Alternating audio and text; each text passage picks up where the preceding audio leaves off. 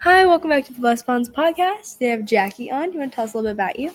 Hi, I'm Jackie. Okay, sorry. Okay. No, you're good. I work at ClickFunnels HQ, and I've had the chance to just meet with you recently, and we've definitely bonded over a few things. Yeah. One of the things we bonded over was just like talking about how important it is to have standards and boundaries as you know, especially in your like teen years and into your young adult life, kind of a thing. So Yeah, Yeah. for sure. I feel like definitely having boundaries.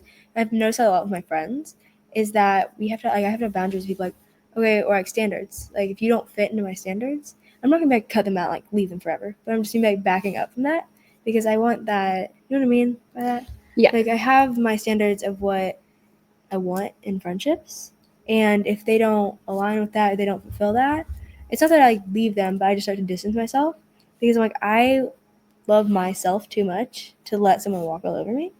That kind of like makes sense. Absolutely. Yeah. So there's definitely, I think it's super important to stay true to yourself and your standards, and what is going to make not accepting things that don't make you feel good about yourself. I kind of lost that when I was in a teenager, kind of just got in a funky place at a certain point and just made a lot of different decisions than I probably would have if I'd stayed more true to my standards. Yeah. And it definitely took me down like a road that I wasn't happy with and wasn't feeling fulfilled with in life. And I mean, a lot of people don't always recognize that and just kind of go on that path. But I feel like, so just a little backstory about me is when I started making decisions that I didn't necessarily feel good about, I ended up pregnant with my son at 17. I had him a month after I turned 18, and he was born at 2.5 months premature. So he was in the NICU, and it was just a really like scary time for me being like so young and not really. I was raised by my grandma, and she was legally blind, so she wasn't able. Her scope of how she was able to help and support me was super limited. Um, so on one aspect, like my son truly saved my life because then I was like, whoa, stop, pump the brakes. What are you doing? And just started focusing on him so that I could get back into a better place where I felt good about raising him. And looking back now, like I don't think that I would change anything as far as that goes because I really truly believe he saved my life. But looking even a little bit past that, like further back, if I had just stayed more true to my standards and been willing to accept people for where they are and just been like, okay, that's cool. That's the way you want to do things. We can still talk and be nice to each other, but I'm actually not okay with going to parties and being out and sneaking out or anything else like that. So I'm going to stop there with you and just see you when I see you and kind of go about my own way. With that, just because you're not always compatible in those ways. And if you recognize that they can still exist and be who they are choosing to be, then you're also just going to have more respect for yourself and know that they're going to respect you as far as, okay, that's fine. You're doing what you're doing too. Yeah. I guess. Yeah, for sure. Because we each get to make our own decisions. Like that's how life goes. We each make our own decisions, and sometimes like our decisions won't line up with what like everybody else is deciding, and that's scary because sometimes you lose friendships like that because you're like, I don't agree with what you're doing, and so I'm gonna do something else and be on my own path. And I feel like teen years are different. Like they're scary a little bit, and you just go from like being a child and it's this big jump, and everybody expects you to be like grown up, and that's the hard part about like when I see my like, because I have friends that are like older than me, and when they turn 18, it's just like you just see this immense pressure on them. They're like, I'm an adult. I'm like, but you're not. Like, you don't have to change exactly like, everything about yourself. You kind of get what I mean? Because it's like, so we're still children. I think we're always going to be like have a little bit of a child in us. I just asked me the other day, and it was like, you're always like you get older, but you're still that same age. Like you just add on age. So you're still a kid inside, and like you just learn more things and like have new experiences, and that's fine. But you like learn more and like that kind of stuff. That didn't really make sense. But like, I'm 41 and I still look for who is the next oldest, best, wisest adult around me when in certain situations. Yeah. A lot of times that's Russell or my boss Brent. Right. We're like, hey, actually, what do I need to do with this? But yeah, it is definitely important just to know your morals so that when you come across those situations, you can feel good about not giving in to peer pressure.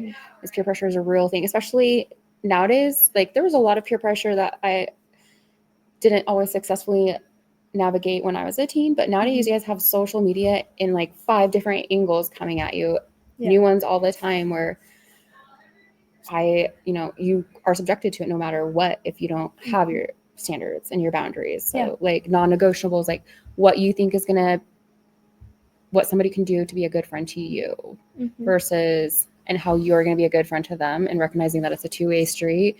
If somebody's just always taking from you, then they're not truly out for your best intentions or for that friendship, that they obviously are lacking some kind of standards within themselves that they're just looking to kind of fulfill by taking from other people. And those are like energy suckers, and they're never going to actually leave you feeling good about yourself. Right. So just kind of identifying, what you're looking for in a friendship. Kind of like when we were in Mastermind in Mexico and Mandy went through that, the love language exercise. I really liked that exercise because that honestly like helps you tie into relationships and friends. Like, for instance, my son's dad, he is got a different love language than me. I'm very much a time and physical touch person. That's and if you're not going to give me that time that I need, then I'm just not going to be happy with that. And he's good with just minimal time and just making it like impactful. And I was like, no, I need to be touched, and I need to, I just need to know that I'm worthy of your time. Yeah, mine are quality time and physical touch. It's like I love like hugs and like all that kind of stuff. And then I also I love when people like talk to me for a long time. Like we have like good conversations. I think I had like 3. Like mine were like split evenly between 3. It was like physical touch, words of affirmation, and quality time. Because like I love when people like, hey, I'm proud of you, or those kind of things. Yes. If that's something like that's helps me, I'm like, oh, well, they're proud of me. Yes. Like, okay, I got this. Like, obviously I'm doing something good. Yeah. One thing I've been really working on is because I really like words of affirmation, and I can tell my daughter does too. And she just turned 13 this summer. So like she's totally getting into the teens. So I've really been trying to be mindful about shifting from like, I'm really proud of you. I hope you're proud of yourself, because it's more important for me as her mother to establish that her own sense of self-worth. And so like by pointing out, yes, I'm proud of you, but I hope you're proud of yourself, because then I really feel like that's kind of bringing that, oh well, yes, I did do something that I should be proud of, and I did accomplish this thing that 12 weeks ago was really scary to me. Like probably like if you look back from your first podcast that you did into like how you easily can carry on a conversation now, like there's a huge difference, so just like things like that, like taking the time to honor yourself with your boundaries, and knowing like those boundaries are paying off and is a moment to be proud of, is also just really good for yourself too. Yeah, so being proud of yourself is big, because I feel like a lot of people, they'll just talk down on themselves and make all this stuff. I'm like, but you've done all of these things that you should be proud of. Like I know that sometimes we're like, oh, that was a mistake, I messed up there, but I'm proud of where I am now. And I feel like there's a difference between being proud and prideful. And I try to there's a fine line. I try to be like very kind about that, because I don't want to be like, oh, I did this and I did this. I'm like, I did this and I'm proud of myself. Yes.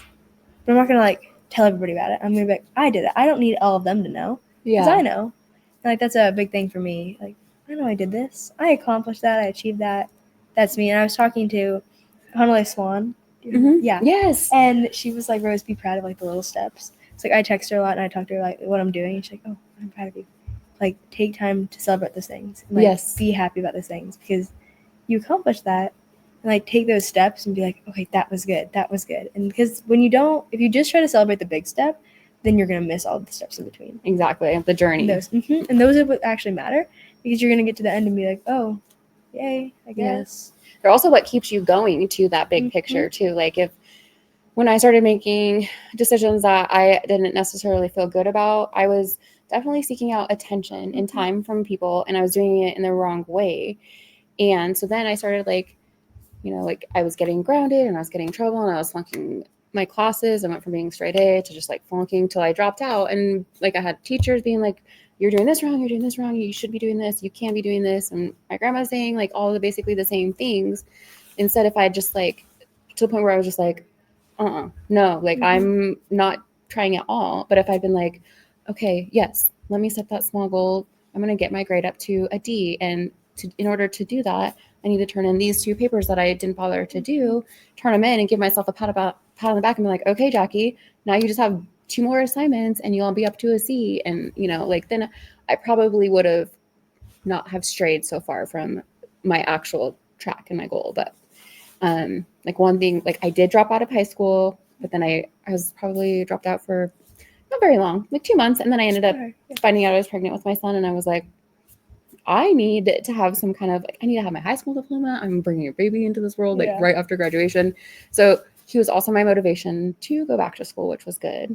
But then from there, I've just kind of been like, even now I still struggle with taking the time to acknowledge my small wins and, being like, I'll get super busy at work and overwhelmed with all the different projects. And then at the end of the week, probably like, oh yeah, Jackie did this and she did that and she did that. And I'm like, oh, I did do stuff this week. So I've started making like a to-do list so I can check it off and be like, tangible evidence that I'm accomplishing what I'm supposed to be accomplishing, and it's okay. Yeah, some days you're not going to accomplish all the things, but you accomplish one thing. It's like, yes, I did that. I could have done much less. So, hey, I did that. And I feel like something you were talking about earlier with like friends, and I wanted to pull us back, is that I've learned I would rather spend time by myself than with a group of people that don't genuinely care about me. Because I've realized that a lot more lately. Is because I see like these people hanging out, and I'm like, they don't care about each other. Like they're just all like hanging out, and they're like, there's nothing like positive or good happening. Like they're either gossiping or they're just like not being like who I want to be like. And I'm like, so I'd rather spend time by myself, maybe work on my book, or like so things like that. And people are like, why is she doing that? Like, because that's what I want to do, and that's what I'd rather do. And I feel like being a teen entrepreneur is kind of like scary because like, oh my gosh, there's so many things I can do, and it's also like it gives me a way out. Like, oh, I'm sorry, I get to work on my book, so I'm not going to hang out tonight. I'm going to work on my book. And like, it gives me a way out. I'm like, yeah, I have something that I want to accomplish. Because I'm like, that's not what I want to do. I don't want to just, movie nights are fun. Like, that's fun. I like getting together with my friends. But if they're just, like, wasting time, like, I don't know if that's how my brain is. I'm like, oh, I want to do something that's more, like, beneficial and important. Yeah. No, and that's awesome. Like, and it's good that you're not afraid to just, like, speak up and establish that boundary and be like, actually, guys, like, I'm going to pass on movie night tonight. I'm going to go do the work on my book instead, or I have a podcast I want to tune and get published. Because one thing, like, as they get older, the one thing they're going to look back at when they're full of like regrets of like, oh, I wish I'd done this instead, like, they're going to be like, Rose was driven and motivated and look at her now. And that's, like, I think about some of the kids like in my class that did, stay on track with their straight A's and were always in sports and stuff. And that's the case for 90% of them. Like, I look back at them, I'm like, oh yeah, they were really driven and they did great for themselves. And then I look back at myself, I'm like, okay, yeah, I took some detours, but I did good. My kids love me. They're grown up to be these amazing adults. And yeah, we learned together, but I mean, what would I have learned without them? Yeah. Type of thing. So but kids, they definitely teach you a lot. I've noticed that about my like people I'm talking to. It's like I get to do a lot of podcasts with adults, and they're like, my kids have taught me so much. Yes. Oh my gosh. Yes. Yeah. It's another human that like you have to take care of, so then you learn how to do like all that stuff. Mm-hmm. Yeah, for sure. Even like all the time, I'm still learning things. Like even the whole like back to my daughter and just like pointing out like, yes, I'm proud of you, but I hope you're proud of yourself. Mm-hmm. Like that's just something that I've recently like learned that is impactful. And I'm like, okay, so I've just been recently applying that and just seeing like the change in her confidence on some of her struggles. I'd wish that I'd known that earlier and thought to apply that with my boys. So my oldest is 23, my other one's 20, and then she's 13. So there's 10 years difference between them, right? So she's got a lot of support because her big brother's a baby her like no other. But like just had I done that for, thought that way to apply that to them, I feel like for my middle son especially, it would have been very beneficial to him. So yeah, but always you learn. You're always exactly. Like, and I still like even now, like even though he's an adult, I'm like, hey, like, how's it going? What'd you do this week? Oh, that's cool. I hope you're just kind of sliding that in there when it's applicable, where I don't feel like I'm parenting him too hard at 20 because he's trying to spread his wings and like do his own thing, but like planting that seed for him so that he's starting to be a little bit more self-aware and like not afraid to celebrate his little accomplishments. So right, because it's important. Yeah, and it's really true what they say, like you are who you surround yourself with. If you're going to surround yourself with negative people, you are going to start looking at everything with a rainy cloud. So that's why, like, one of the biggest things about why it's important to have standards. Like, if I had better, stronger standards when I was a teenager, then I probably would have started hanging out with the people that I thought were giving me attention, when all I really needed was just like some quality time with my grandma for a little bit, or, you know, more time hanging out with my rodeo friends or whatever, you know. So yeah, I feel like attention as humans, we're like, oh, I need attention, I need people to like me. And it's like, oh, well, people aren't gonna like you if you don't like you. yes, Like, you generally have to like you before anybody else likes you. And I've definitely found that, is I'm like, I want to spend time by myself and I want to be with me, because other people aren't going to give me the same attention that I'm going to like give myself. Like, I'm like, oh, it's like I have like worship nights and I just like listen to worship music and I just have like a Bible study. And like, that makes me happy. And I would rather do that than like go hang out at a party or something like that. oh That yeah, makes sense. Like, yes, you have such a beautiful, you're a beautiful soul. You have a great head on your shoulders, like thinking, just like, I know that at your age, I really struggled with just hanging out by myself, and I felt like I needed to always be around people. And so if I couldn't find somebody to hang out with, I would just kept looking until, which is what led me to hang out with the ones that skip school and are in the alley smoking cigarettes behind the grocery store before school type of thing, you know, like, just because I was desperately trying not to be alone because I didn't feel comfortable with myself being alone, I guess. Yeah. So yeah, I think it's important to like find good balance in that. And my grandma probably didn't necessarily know how to teach me those kind of standards because she grew up in a different time. But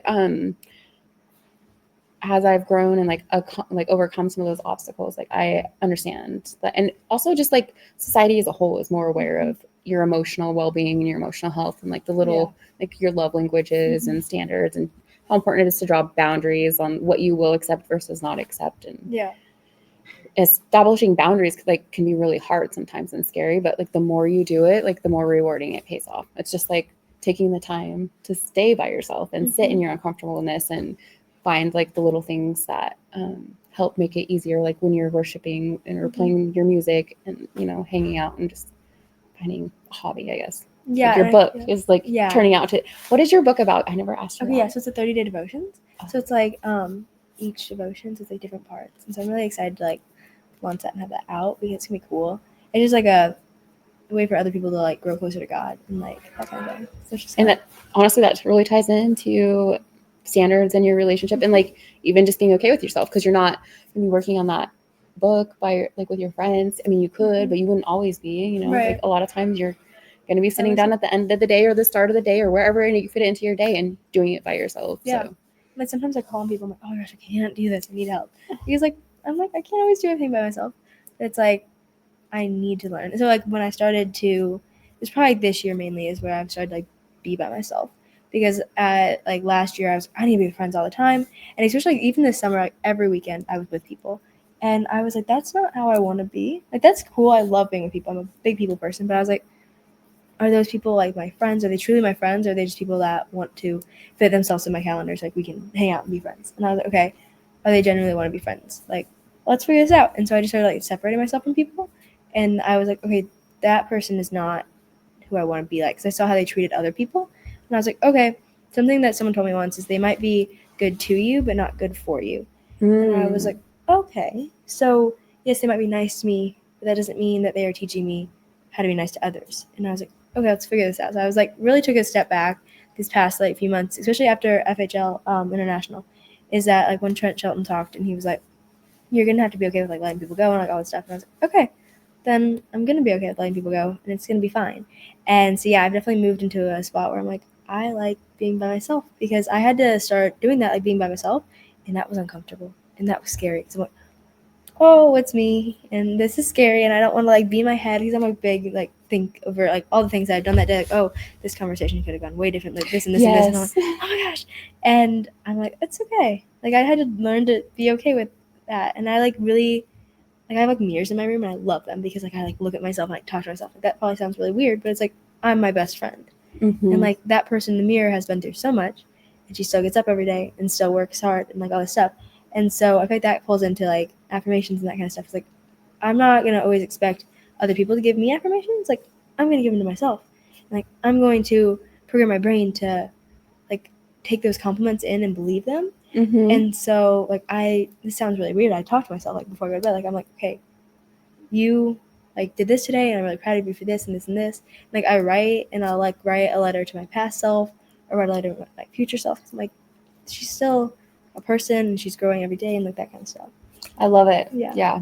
No, those are all super good practices for sure. I'm a big affirmations person. In fact, like one of the things that I always did when I was working really hard to like put myself back on like the track that I wanted to be on, and going through especially when I was struggling or super overwhelmed and just like wanting to cry and scream or whatever I needed to do, I would turn on affirmations and I would just sit there and listen to it. And if I felt the need to, I'd like start, stretching and doing some yoga with it. But a lot of times I was just sitting there and listening and being like, okay, yes. And like letting it just kind of wash over me as I let it sink in and believe it. And then pretty soon I was just, I don't listen to them as much as I used to because I'm already like thinking like that.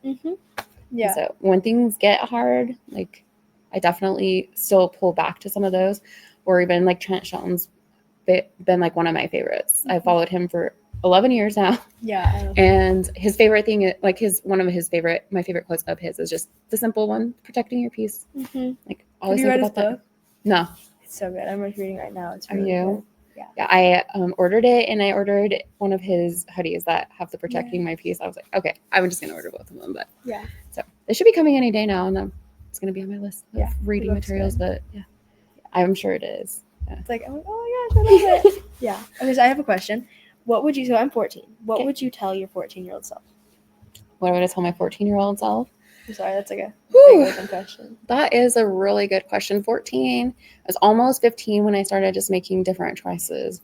And so I think I would tell my 14-year-old self to slow down and take a deep breath, and then probably be more open with my grandma about like my internal struggles I was having, as well as my best friend, because that's when I started kind of like drifting apart from her because I felt like she was leaving me behind instead of just speaking up and being like, hey, like, I feel like you're leaving me behind. Am I doing something? Like, I really could use your support right now.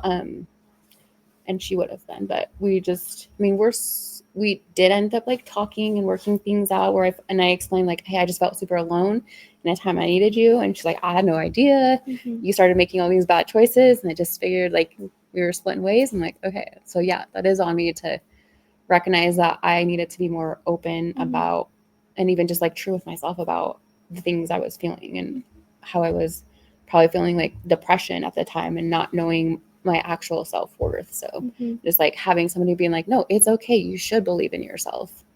Yeah. Self-worth is crazy. I think that's something I really tell people. Like, you have to have self-worth.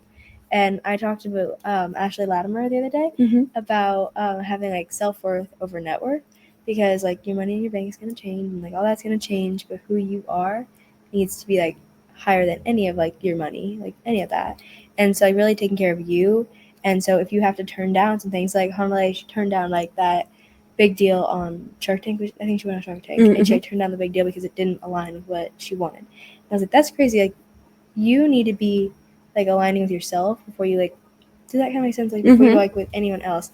And so, yeah, I don't really know where I was going with that, but yeah, just being true to yourself is really important in all aspects. Like no matter where you are in life, you are always going to be with yourself. So this is just one of the most important things you can remember is like the one person you're always going to have to live with is yourself. So you should make decisions, and you want to make decisions that you feel good about and that are going to make you feel better before you're too far down into like a deep hole where you're like, this is my life and this is my standards and there's no way back, because that's not true. There's always a way back. But if you're just honest with yourself and from the very beginning about the fact that you have to be able to feel good about your decisions and your standards, and you're probably going to be more assertive about establishing those and laying down, like identifying like these are the things that make me feel good and these are the things that don't. Like there's definitely, it's easier to establish non-negotiables for yourself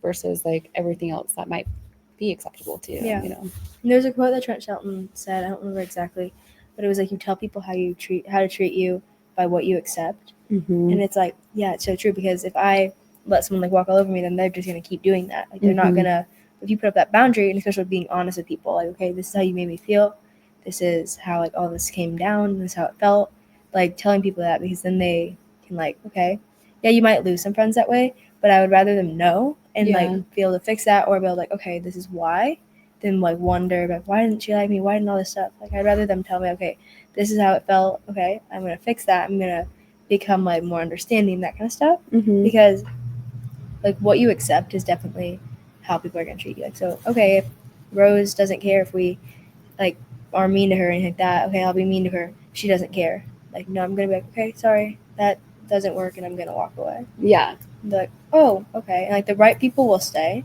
and the wrong people they'll go, and it'll like kind of go like that.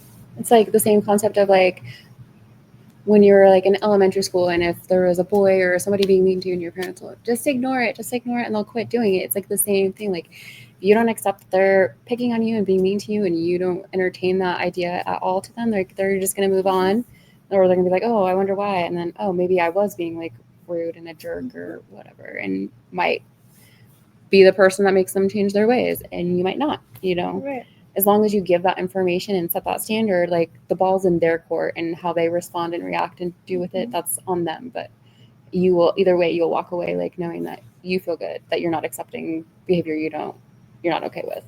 Yeah, and I have people like, I love them, but I'm like, I can't, like, with the choices that you're making, or I can't with the like friendship. I'm like, I love you and I'll be here for you, but I'm gonna go this way, and I'll still be there, but I'm not gonna change exactly like everything about me to fit into your standards. Like, okay, so I think that's kind of hard too, is if like you're trying to fit into someone else's standards, and they're like, oh, well, maybe I'm not gonna fit that. It's like, so you need to have enough like self-respect and self like peace about you're not meant for everybody. And like that's kind of hard, especially as a teenager. It's like, I want to be friends with everybody, I want to like be meant for everybody. It's like, that's not gonna work. It's like, not everybody's meant to be your friend. Exactly. Yeah.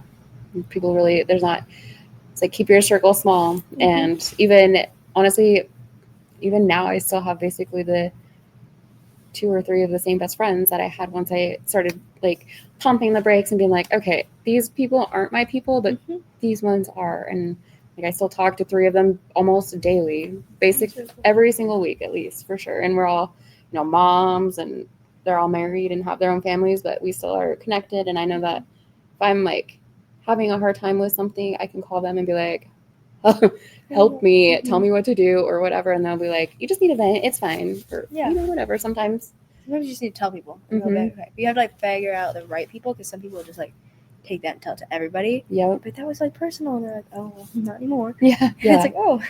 But I think, finding the right people, because sometimes people won't like, not necessarily keep your secrets, but like keep what was personal to you. And it's like, oh, I'm just gonna tell everybody now. And so you have to find the right people. And that'll come with having your boundaries, because those people will be like, oh, I made it into her boundaries, like I made it into her area, and I will protect what she tells me. Yes. Yeah, exactly. If you have those boundaries strong, then people will for sure realize that and respect that automatically, without even having to establish like, this is clearly something personal to me, please don't tell anybody. Like, they'll know, like, she's coming to me, this is a sensitive subject, I don't need to go bob it to the next 5 people I see. Right, because it doesn't matter. Like, I feel like when someone tells me something, and I'm like, they know that I'm not going to tell it to anybody else, because I'm like, that doesn't like affect anyone else. Like, that's going to hurt you if I tell anybody else, but it doesn't help them if I tell them. I'm like, so I'm going to take that, and I'm going to pray about it, I'm going to talk to you about it, and like help you with that, but I'm not going to tell everybody. Like, so like they know that, and they're like, okay, Rose, here's like what's going on. I'm like, okay, so let's sit down and figure this out. I'm a big like brainstormer. I'm like, okay, let's figure out where's the root of this, like how we're gonna fix this, like all that kind of stuff. So I'm like, I want to help you. I don't want you to feel like sad or hurt about this. I want to help you. I'm gonna fix this. We're gonna be okay. And it's like, sit down. We're gonna like brainstorm this and figure it out. Yeah, and a lot of times, I mean, their emotions or even our emotions are just like clouding like the simplest answer, and so telling them somebody that aligns with your boundaries and stuff is often a good way to find out like those solutions. Another thing that I like to do with my kids is when they're going through a situation, especially now that they're in their young adult years, if they come to me with a problem, one of the first questions I ask them is, are we venting or are we looking for advice? Because if they just need me to listen to them, I'm just going to listen to them. But if, without preaching like, oh, you can do this and this and this, but they're looking for advice, like, absolutely, all right, let's hear it, let's break this down, let's figure it out. So Right, because there's the difference. Like sometimes I just tell my friends something, I just want them to listen. Like, oh, Yeah. I do not want your advice right now. yeah, And sometimes like, okay, how are we gonna fix this? Like, what's your advice on that? So Yeah. I definitely see that because those are two very like different things, venting and like asking for advice. yeah, I think sometimes people like mistake it, and it's like, oh, I didn't want you to tell me how to fix it. I just wanted to fix it on my own. yes, Like, yes, yeah, yeah. And I never even like thought about it like that until my oldest said one time, like, I'm not asking you or telling you this so that you can fix it for me, Mom. Mhm. I'm telling you this because I need to talk it out. Okay, cool. That makes more sense. Yeah. Yeah. That's great to know. I'm actually just going to start getting in the habit of asking you guys, like, venting or advice, because I'm automatically just, I've been a mom since I was 17 years old. Like, my first instinct is to solve your problem if you come to me. Even in my position here at Prime Movers is I'm a problem solver. Mhm. Like, you come to me for something, I'm going to find a solution. Like, that's what I'm supposed to be doing in my, Yeah. like, everything about my world is like centered around Yeah. fixing problems. So it's important to like recognize and establish that people aren't always just looking for a fix to the problems. They're just like, okay, I like where I'm at, but I need to just tell you all this stuff. Yeah. Yeah. Yeah. Okay, so I do have a question. It's kind of like interesting. Like, how was it? Was it? I bet it was scary, but like, what was it like being a mom at 17? I bet that was really scary. Like, It was really scary. So I was raised by my grandma. Well, basically from the time I was born, I was raised with my grandma. I have two younger sisters, and they were with my parents for a little while. But my grandma was a Jehovah's Witness, so she had very strict, and she was just older, so very strict morals and about like dating and everything. Anything's like, I think we were in 8th grade, and my best friend had an older brother, and her mom had been like, "Hey, I'm going to take the kids to the movies. Can Jackie come? It's gonna like there's gonna be Gabrielle and some of her friends, and then Donnie and some of his friends." And my grandma didn't want to let me go because it was gonna be boys and girls. And I'm like, "But grandma, I'm like in 8th grade, like it's fine." And she didn't really understand that. So then I ended up just being pregnant because I kind of was like, "Well, I can't hang out with boys, so I'm just gonna sneak around and do it anyways." The day that I went into labor, my grandma was actually scheduled to go out of town for a surgery. And it was 5 o'clock in the morning. I was at the hospital in this little tiny town. And they're like, "We have to life flight you because if you have your baby here, he will not survive." So I called my grandma up crying. And she was like, "I'm actually heading out the door to go have surgery." We ended up being in the same town. She drove to her surgery. She was at a different hospital. I was life flighted with my husband, and he was also 17 with a broken leg, to a different hospital in the same town. And yeah, it was scary. It was like 48 hours of labor because they needed to develop his lungs enough for him to have a chance of survival outside of that. And then I don't really remember too much, to be honest, because it was just very overwhelming for me. Yeah. After I did have him, I didn't see him for the first like 24 hours, and I slept 20 of those straight. And the nurse came and woke me up. She's like, "Are you ready to go see your baby?" I'm like, "What? Yeah. Like, where? What day?" And then not only that, but so he was in the NICU for 2.5 months, and it was the hospital he was at was 3 hours away. So I was like constantly trying to find rides to go there and then come home and do laundry and go back, kind of a thing. And the day that he was supposed to come home, they called me and said, "Well, he had another breathing episode," which is common in babies to have sleep apnea. But she's like, "We usually keep him for 10 more days afterwards, but we're going to go ahead and send him home, and just we think he's going to be okay." And I was like, "Okay, can I have a monitor?" And they didn't send him home with monitors at the time, so he slept on top of my chest for until he was like a year, just so that I could feel his heartbeat and feel his breath on my neck and things like that. Because it was just the idea of like me going to sleep and him going to sleep and then him not waking up was like couldn't let go. So we grew up together, and I always tell him that, like, we grew up together. Thank you for showing me so much grace. Like, I can't thank him enough for just being forgiving and wonderful. Like, because all I had for an example of raising anybody was my grandma, who was legally blind. So when she went blind, I was 12. Oh, wow. And that's when I started balancing the checkbook and making grocery lists and, just being the adult of the house. So I didn't really have a chance to be a kid. And then we just learned. I mean, he's just so great. Yeah. But yeah, it was very scary. So did you raise him on your own, or? Yeah, basically. So his dad and I were kind of off and on. Like we did get married, and then we were off and on till we had his younger brother. I had my second son before I was 21.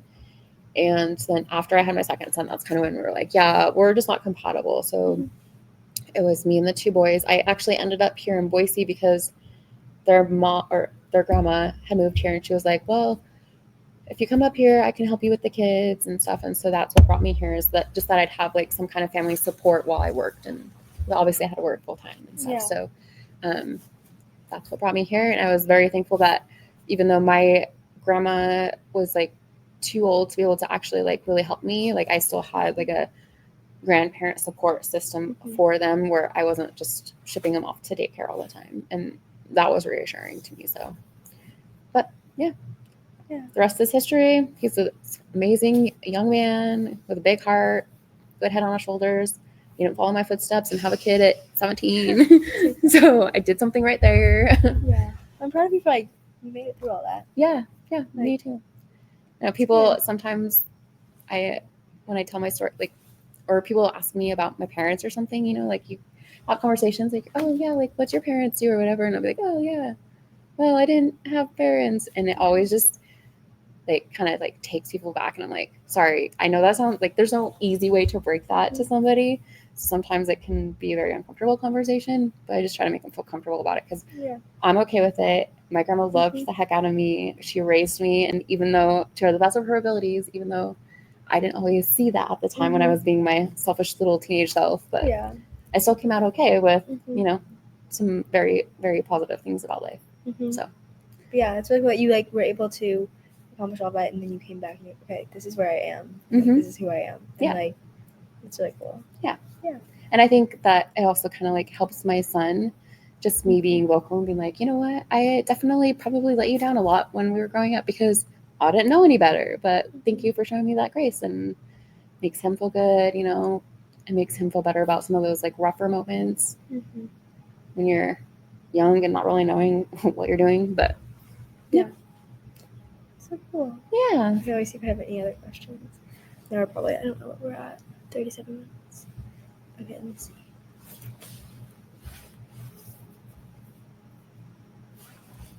Any questions? Okay, so this one was like very interesting, but like how has ClickFunnels changed your life? Because I wanted to like pull that in here. Oh my gosh, I love ClickFunnels so much. Okay, so we were talking about this a little bit before. I didn't really know what ClickFunnels was before I applied for the job, and when I interviewed, not only was it like one of the hardest interviews I've ever had.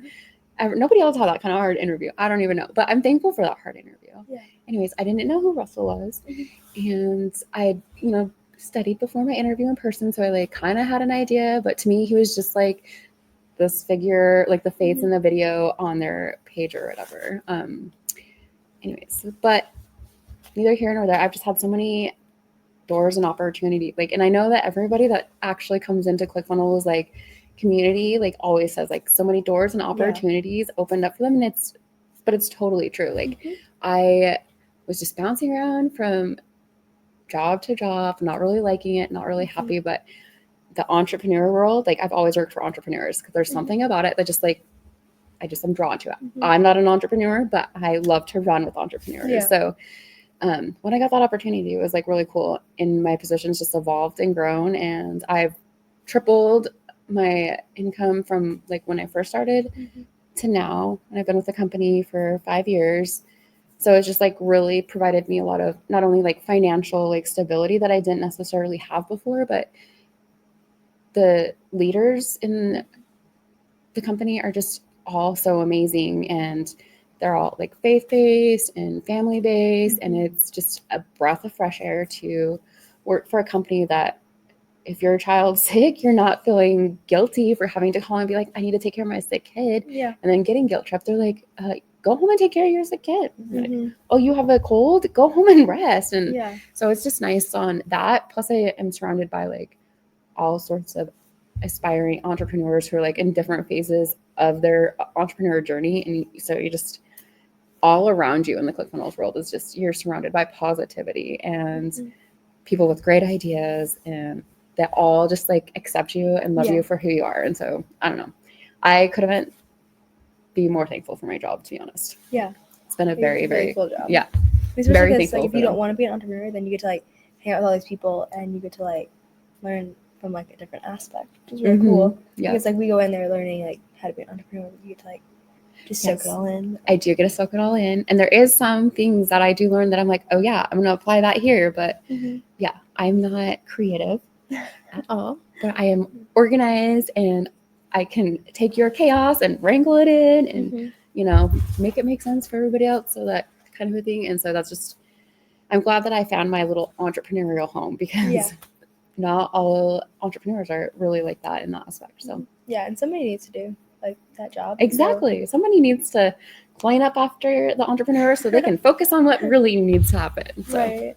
There's a lot of like things that go on in our brains. It's like, oh my gosh, I gotta finish all this stuff. It's like, oh, wait, someone can help me. We can make it work together. Yeah. Yeah. Sometimes I'll just go and be like, hey, Brett, I need your notebook, because I know it's full of to-dos in there that you have not stopped to circle back to yet. And just take it and dissect it and then give it back to him, and you're like, thank you.